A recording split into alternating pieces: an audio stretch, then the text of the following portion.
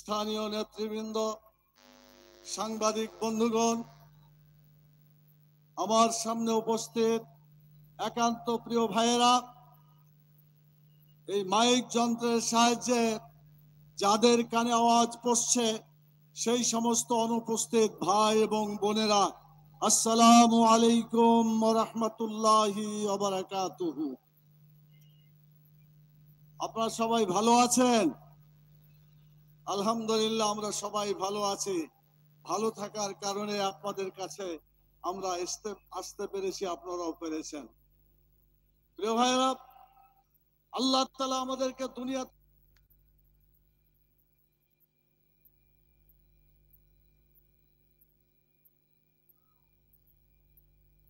পাঠার উদ্দেশ্য সম্পর্কে সুন্দর করে বলেছেন, কুনতুম খায়রা উম্মাতিন উখরাজাত লিন-নাস তা'মুরুনা বিল মারুফ ওয়া তানহাউনা আনিল মুনকার।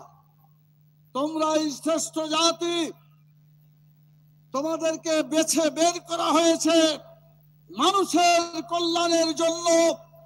আর এই কল্যাণ প্রতিষ্ঠা করতে হলে ন্যায়ের আদেশ দিতে হবে, অন্যায়ের বিরুদ্ধে প্রতিরোধ গড়ে তুলতে হবে। সম্মানিত ভাইয়েরা, আল্লাহর এই আয়াতকে সামনে রেখে আমি আপনাদের কাছে জিজ্ঞেস করতে চাই, দুনিয়ার জীবনটা কি আমাদের সব শেষ, না আখিরাতে একটা জীবন আছে? জোরে বলতে হবে, আখিরাতের জীবন আছে। সেই জীবনে কি কল্যাণ পেতে চান? রব্বানা আতিনা ফিদ দুনিয়া হাসানা ওয়া ফিল আখিরাতি হাসানা ওয়া কিনা আযাবান্নার। দুনিয়াতে আল্লাহর কাছে আমরা কল্যাণ চাই, আখিরাতেও কল্যাণ চাই, জাহান্নামের আগুন থেকে বাঁচতে চাই। সম্মানিত ভাইরা, এটা শুধু আমরা বাঁচতে চাই না যারা এখানে উপস্থিত হয়েছি, সারা দুনিয়ার ইমানদার মানুষেরা সবাই বাঁচতে চায়। অতএব যদি বাঁচতে হয়, যাদের ইমান আছে আল্লাহর এই কথাকে সামনে রেখে মানুষের কল্যাণের জন্য আমাদেরকে রাজনীতি করতে হবে। সমস্ত কাজের কেন্দ্রবিন্দু হবে মানুষের কল্যাণ করা। ব্যক্তি কল্যাণ, স্বার্থপরতা, চাঁদাবাজ, দুর্নীতিবাজ এই সমস্ত খারাপ কাজ করলে আখিরাতে কোনো কল্যাণ পাওয়া যাবে না। অতীতে যে সরকার 54 বছর ধরে কয়েকটা সরকার এসেছে, কোন সরকার মানুষের কল্যাণের জন্য কাজ করে নাই।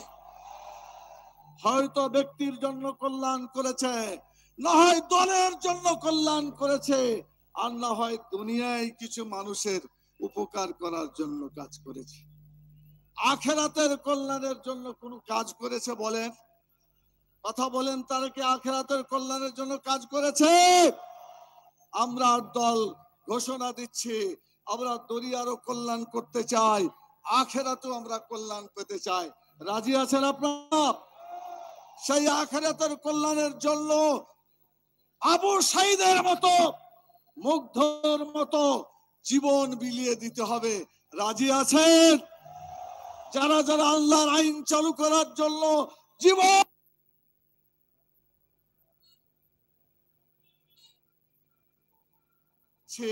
আমরা দুনিয়ারও কল্যাণ করতে চাই, আখিরাতেও আমরা।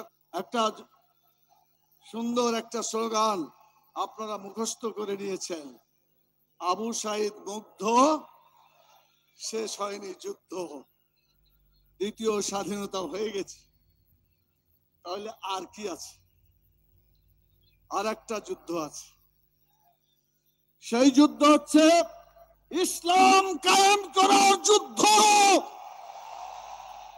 বদর, উহুদ, খন্দকে সাহাবায়ে কেরাম যেভাবে জীবন দিয়ে কোরআনের আইন চালু করেছেন, সেই সাহাবীদের অনুসরণে আপনাদের আমাদেরকে যুদ্ধ করতে হবে। রাজি আছেন যুদ্ধ করতে? আবার হাত উঠিয়ে দেখান আল্লাহকে। বাংলাদেশের মাটিতে কোরআনের আইনের জন্য আমরা যুদ্ধ করব ইনশাআল্লাহ। শুকরিয়া।